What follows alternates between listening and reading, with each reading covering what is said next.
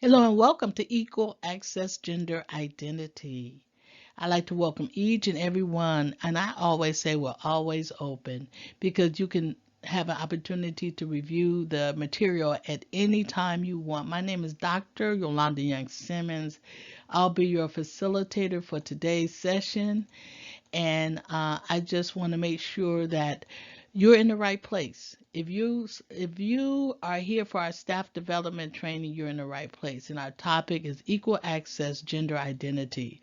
It's just a follow-up to our homeless crisis we have in the Los Angeles areas.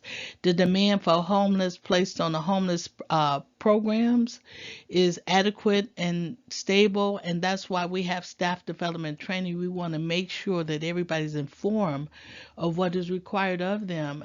Even most recently, on Monday, April 15th, 2024. I don't know when you're listening to this, but we have Mayor Karen Bass, and she did her state of address to the city. And she when she came into office, she mentioned that we were in a crisis and she would make homeless top of her priority list. And she has definitely done that. We're not where we used to be. We have improved in a lot of services and direction. We have a long way to go, but it's not the way it used to be. And I think she has a challenge ahead of her. But our goal is to continue to educate people to make sure that these doors are open and that we have equal access for anybody, even gender identity for everyone is available and they can come and have housing without discrimination. That's one of the reasons why we have trainings such as this, because we definitely have a mayor that her goal is to make sure that people have adequate housing and not living on the streets. We have the staff development training. This is part of our series. And why do we have the staff development training? We have this type of training because it helps our staff to adhere to contract funders compliance. That's number one, to help our staff to adhere to contract compliance. Many of them may be working in where they have a contract for a nonprofit organization or a profit organization, and it's important that the staff get the adequate training to understand how to best serve the community. It prepares for a high area of responsibility so that you are informed. It improves the knowledge of the industry, an ever-changing industry.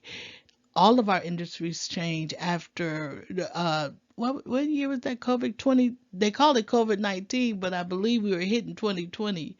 But it improves our knowledge in the industry, and sometimes industries have changed based on the climate of our time. And to understand people better, that's why we have staff development training. And if you look around the table, you'll see the table of different people from different walks of life, but everybody have a piece of the puzzle, but only the person in blue has the answer. And so we work together as a team to better understand people, the people we serve and the people that we work with. It helps us, our staff development training helps us to improve the knowledge of company policies, procedures, and our goals. It creates a better workplace environment when you come together and have staff development training. It improves customer service. And who's our customer? Our customer is the people that we work to provide services for. That's our customer. Training encourages employees to enhance their knowledge, to boost their productivity and motivation. And if you're interested in ongoing staff development training like this particular one that we're talking about, then feel free. At the end of the video, you'll see my email address is free in one FNO training at gmail.com, FNO training at gmail.com, and you'll see that towards the end of the slide. But our goal is to serve people better. That's our ultimate goal. That's why we do what we do. And if you don't do it to serve people better, then maybe you're in the wrong field. Maybe you need to look into another direction. But our our goal in staff development training, we understand that this is just a few of the areas that improve the knowledge and company policies and goal and improve our knowledge of our industry, but to serve people better is our ultimate goal. And today we're going to discuss equal access rule. we're going to review the gender identity, gender expression, and sexual orientation. We are going to discuss, review, and update our knowledge as housing providers, if needed, update our company policies to reflect the HUD requirement.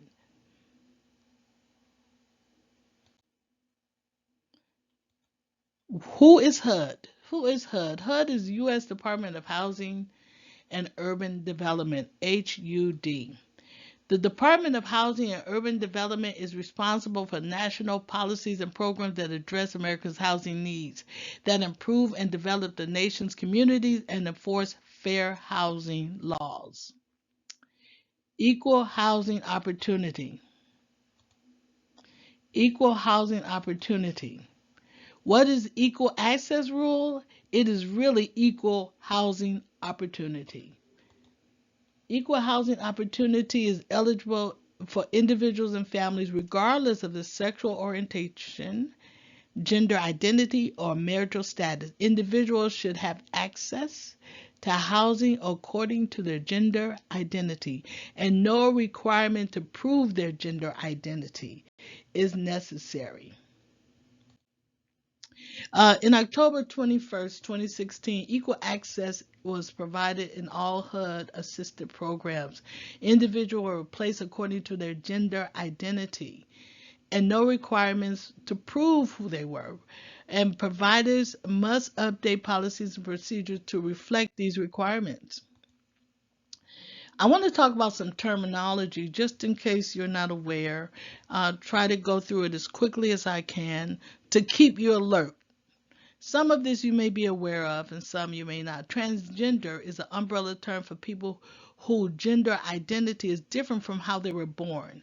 Occasionally, an individual may be determined by no longer their identity, but they may, or transgender, they may not be transgender, they may be in transition. Transitioning is going from the process of transgender through being the gender they identify with rather than how they were born. It doesn't mean that they're having under medical procedures, but I remember that I had a person, I work in human resources, and in that category I had a doctor, I'll just call him Dr. Smith, who I knew from who would come into the office on a time-to-time basis.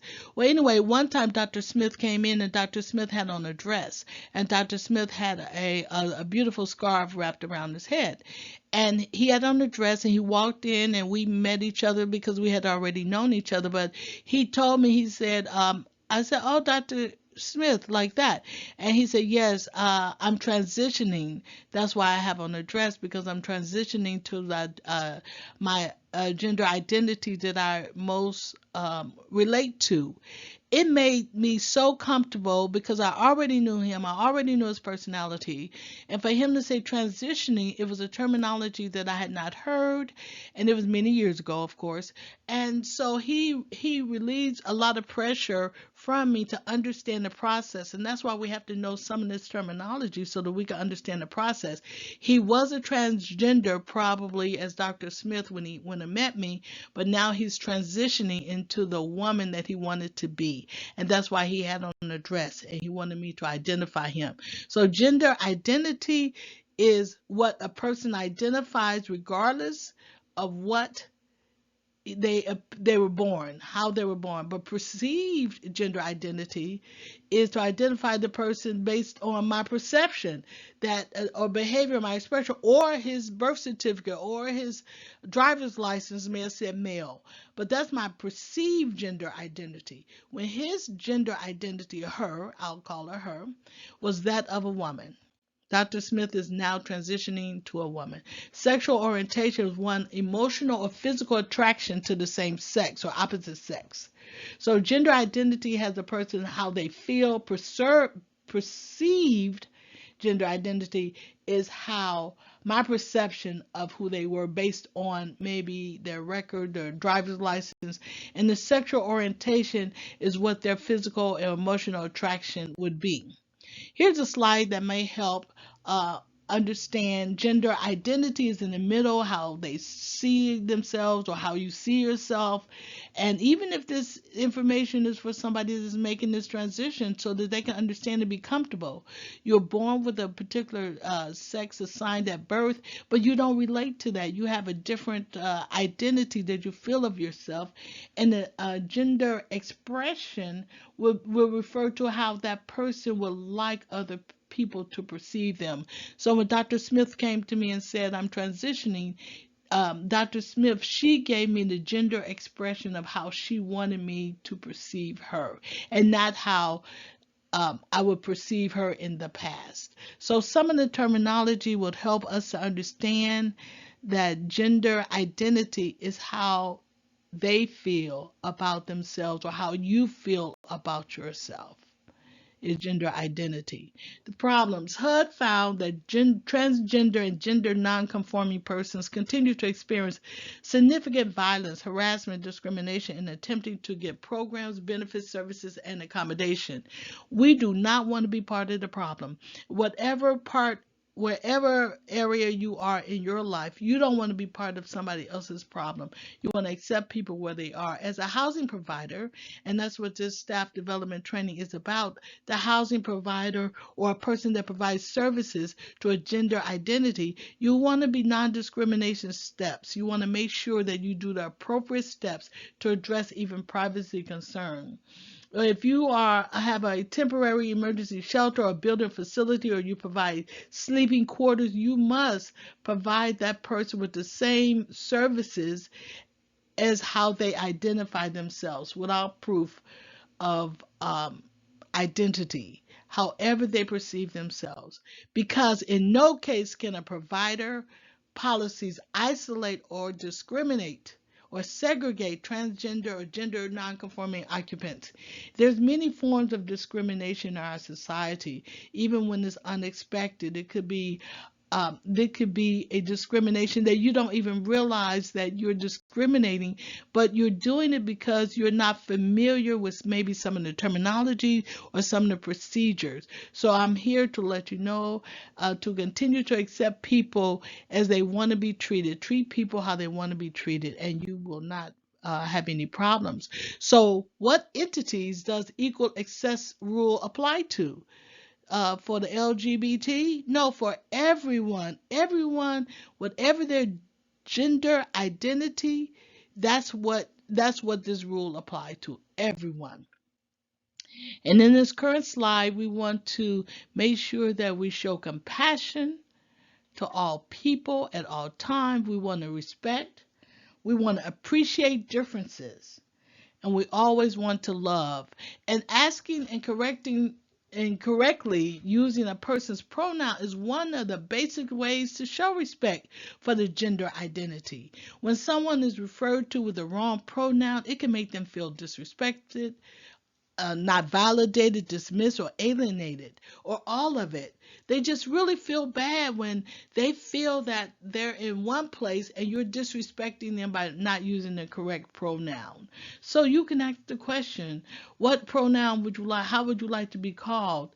Depending if you're working in an office environment and you have paperwork for them, is it she, he, her, is it he, him? It's okay, just ask the right questions. Establish professional boundaries with respect for the person. This may be a conversation that may be new to you or new to the population. You may have feelings, but it doesn't matter. It's all about the person you're serving, that you're not discriminating against. And that's our goal, that we could provide adequate, equal access to gender identity, that you would find out how they identify themselves and you would appreciate it and you will endorse it for them, for their gender identity. Ask them questions. How can you best service them? Ask them questions. How would they like to be called? And then if you make a mistake, because sometimes you may have a situation where you start, if they say I like to be called she and her, and the person has a beard and it's okay, you start with the she and her and you make a mistake and say he went down the street. You can apologize for it. We all make mistakes. The whole idea is that there's no discrimination with services that's provided to them, that you do not discriminate. And that's very important. And I would just say, always show love, always be open to receive a person just the way they are without limitations. I'd like to thank you for joining Free and One Training Institute.